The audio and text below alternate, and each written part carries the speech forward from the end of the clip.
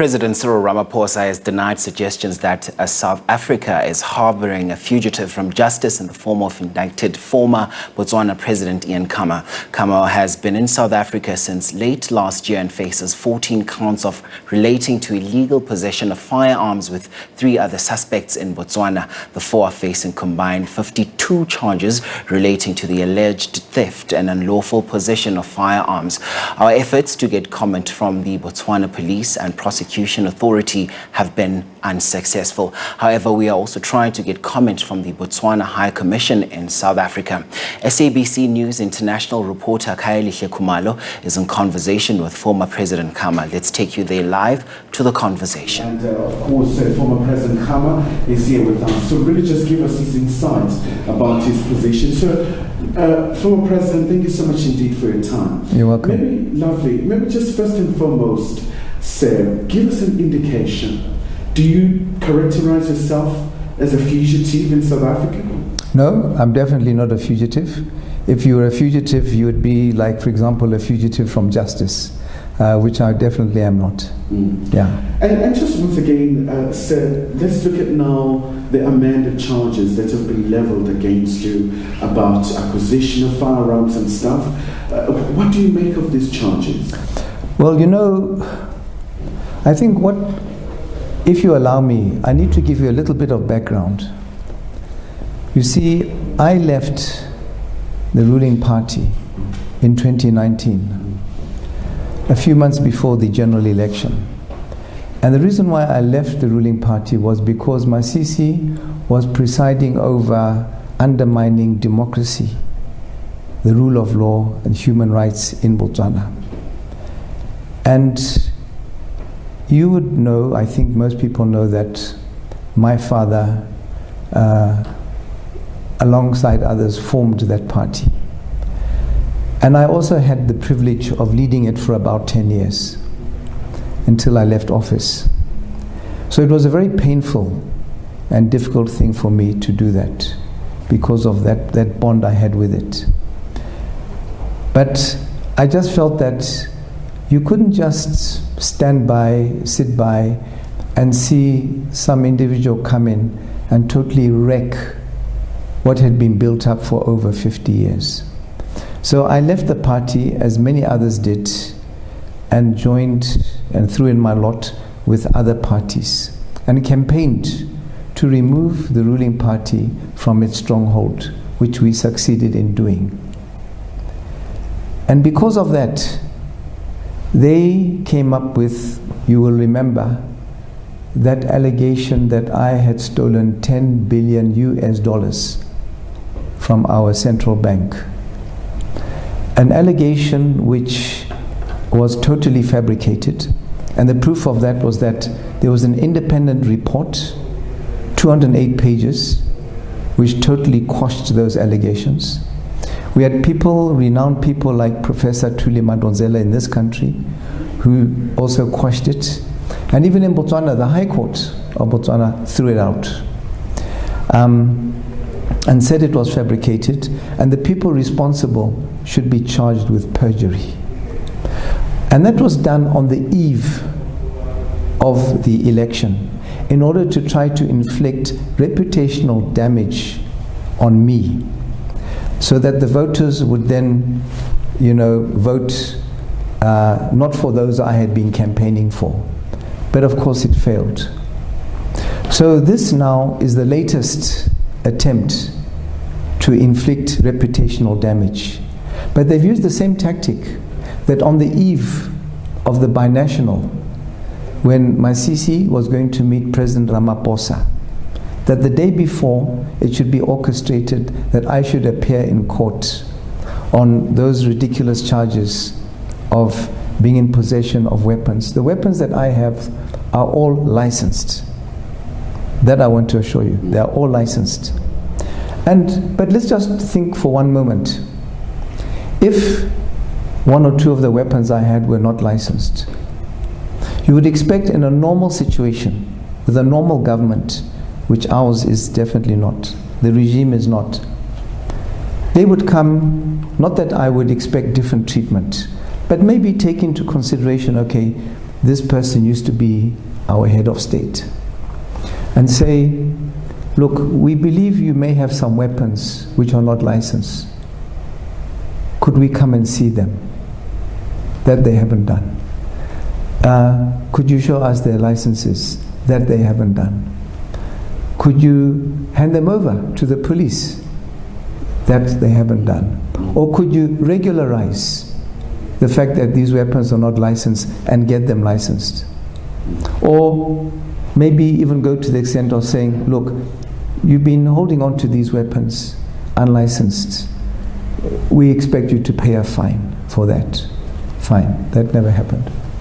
So this whole thing about the weapons that I have are looked after by the intelligence service of the country who provide me protection. They put them away, they keep a record of them, they renew their licenses. So isn't it so ridiculous that the same organization whose personnel look after my weapons are the same ones who are saying they want to charge me with having those weapons in my possession? That's what it's like. And maybe just to come in, Mr. President, do you think you will ever appear in court? We saw the matter was postponed to June. Will you appear in court? Let's wait and see.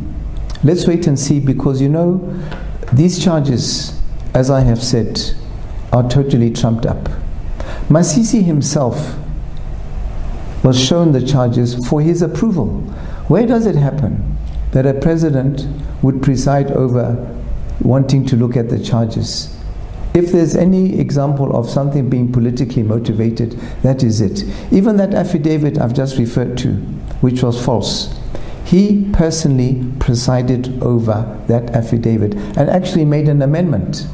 The amendment he made was, when they brought it to him, they said, let's say he stole 100 million pula. And he said, no, make it 100 billion pula. That is the extent to which it went. So when people are supposed to go and do their work on their own without any political interference, and the man himself says, bring them to me, I want to see and approve them, that is what happened. So like I said, it was not coincidence that all this thing was designed to be done just before the binational, the day before the binational, so that when he came here and maybe faced questions from President Ramaphosa or the media, they would feel that no, they shouldn't, if they were supporting me, they should withdraw the support, because here I am being charged with having weapons in my possession. So it wasn't coincidence. In fact, they are the ones, I would like to assure you, who are the criminals in this situation. I've just talked about the perjury. Let me go on to say that, you know, my family, they have been carrying out illegal detentions of a number of people in the country. And Masisi vowed about a year and a half ago that the family of Sir Cyril Khama, my father, must be driven out of Botswana. They must not get any employment opportunities in the country. They must be locked up and even eliminated. So let's see what's happened. There are about, I think I worked it out the other day, there are about 18 of us. His family, my brothers, my sister, and other descendants. Of that 18, 13 of us, 13 are outside Botswana at this moment in time. A year ago, we were all inside the country. 13 of us are outside. Locking up 3 of my family members, 2 of my brothers and 1 of their wives, was detained, locked up a few weeks ago. You heard that about. And in my case, they have made 3 attempts to eliminate me. 3 attempts.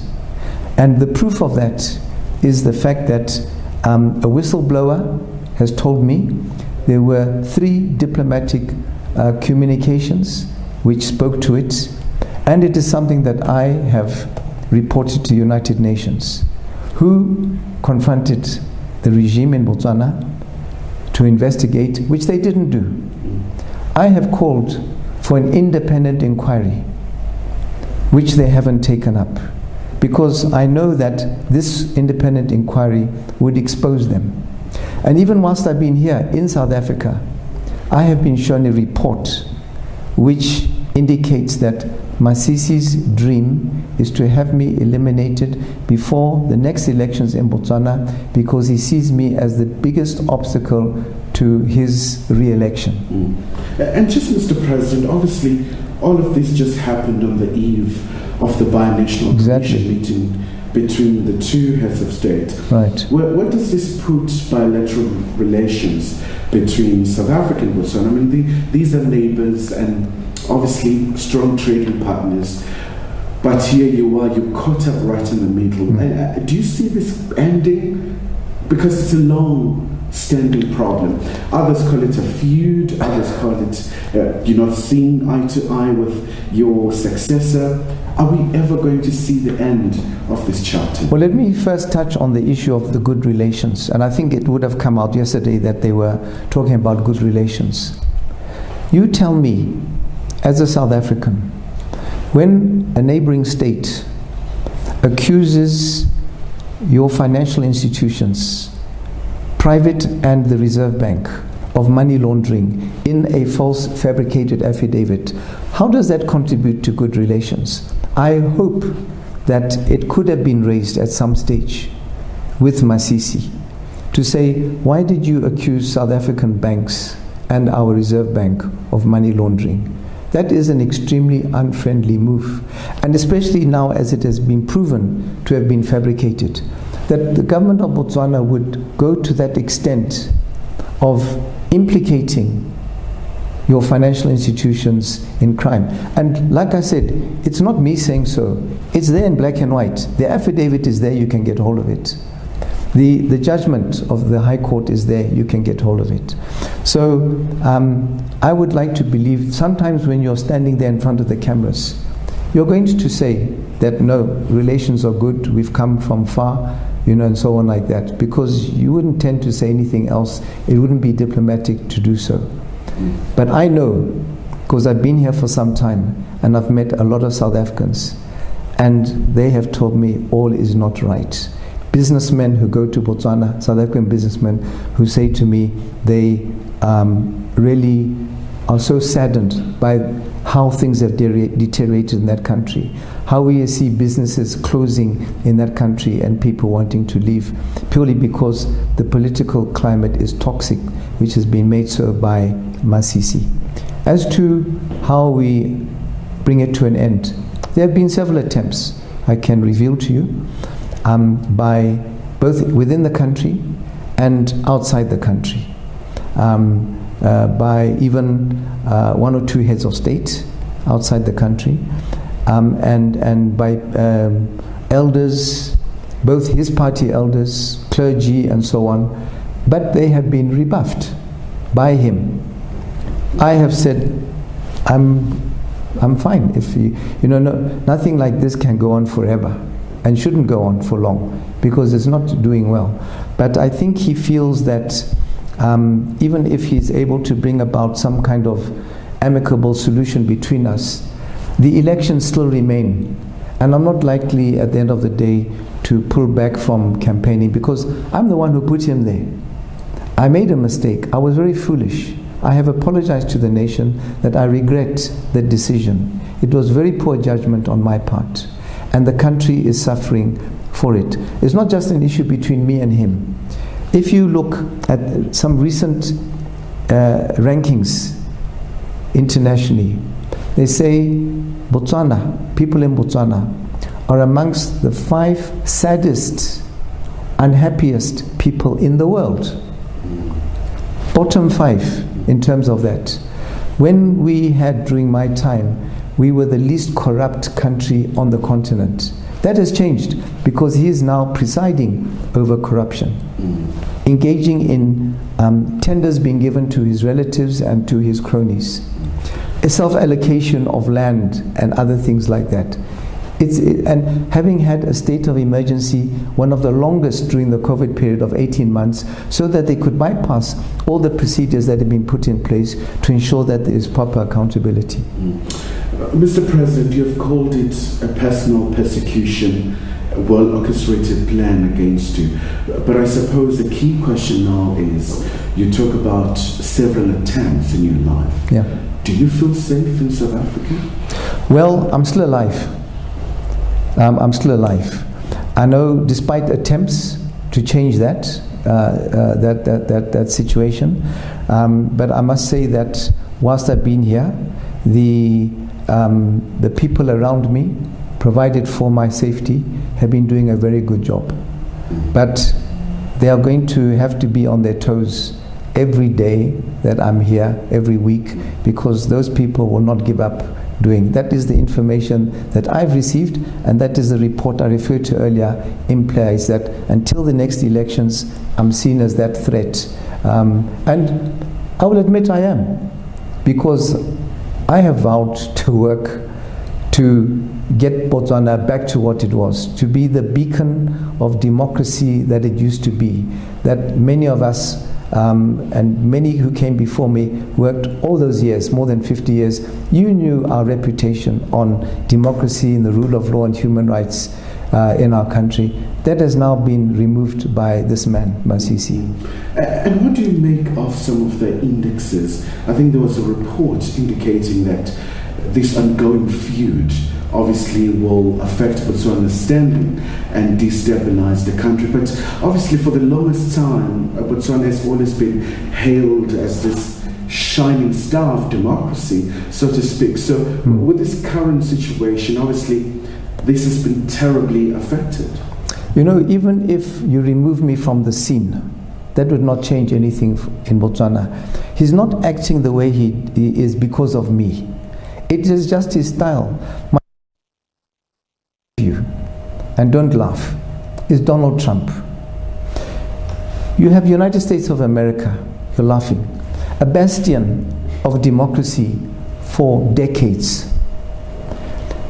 You would have Republican leaders and Democrat leaders, and they would have different policies, but the fundamental course of democracy was adhered to in that country.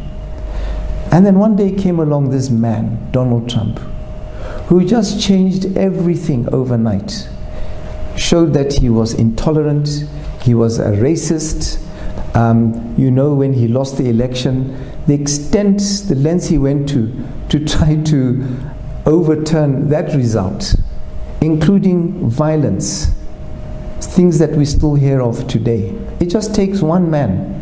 All the institutions that have been put in place, the executive, in the legislature, in the judiciary, were overturned by this man. And that is exactly what has happened in Botswana. So it's not to do with me. It's to do with a person who is drunk on power, who sees that the presidency and everything around it is about himself and not about the people. And everything, programs, policies we've been putting in place to try to benefit Botswana over these years, and our pride in our democracy has just been thrown out the window. And because I dared to speak about it and to confront it, I am enemy number one, and all the organs of state are being used against me, my family, and my associates. Maybe just before I let you go, Mr. President, others already, they're talking about extradition, whether you should be extradited to Gaborone. What do you make of that? But I think you need to research under what circumstances extradition comes about. So, like I said, I didn't appear in court on Thursday because I never received a summons. So there may have been a summons issue. I saw something in social media, but that's not how you issue a summons. And the lawyers told that to the magistrate. So if you had ignored or turned your back on having been properly issued a summons, then you could say, well, this person is a fugitive, if there are no good reasons for him not to have appeared in court. Because there could be other reasons why you didn't appear. You could be sick, you could be ill, you could be unreachable, or what have you. So There was never anything that came from the magistrate who said because he wasn't in court, he's a fugitive from justice, therefore there should be some kind of extradition being put in place. Will you ever go back to harbouring at this point? Oh, which point? You mean now? No, yeah. Now? Well, today I would not go back to Botswana as we speak here, because the issue of those trumped up charges and everything are not what bother me. Those can be dealt with in court. The problem is that what happens when you get back to you. I can tell you something really shocking, which is a fact. The head of the intelligence went to the head of our prisons department, what you call correctional services in South Africa, and said to him, "We are going to lock up Khama. We're going to put him in your facility. And when he's in your facility, we want you to arrange that one of the inmates will be given a sharp instrument to dispatch him." And this Commissioner President said, "No, I'm not going to do that. That is totally wrong." Shortly after that, he was dismissed from his job. And that's something you can check. He was dismissed from his job. Why? Nobody knew why. It came as a bolt out of the blue. And then, a couple of weeks later, the man was dead. He was dead. So I had at that time already received information from people within the system. Because, you know, I've been in that government for 20 years. I know a lot of people there. A lot of people still remain loyal to me. They tell me what's going on. They told me that there is a plan that you will be arrested. They're going to come up with trumped up charges. And when you are in detention, that's where they're going to dispatch you, but try to make it look like it wasn't them. So if you have another inmate, a prisoner, because, you know, that same Commissioner of Prisons used to tell me when I was head of state how sometimes weapons or drugs, cell phones were smuggled into the prison system and given to the inmates. So it was going to be made to look like that an inmate had got hold of a sharp instrument and had come and finished me off.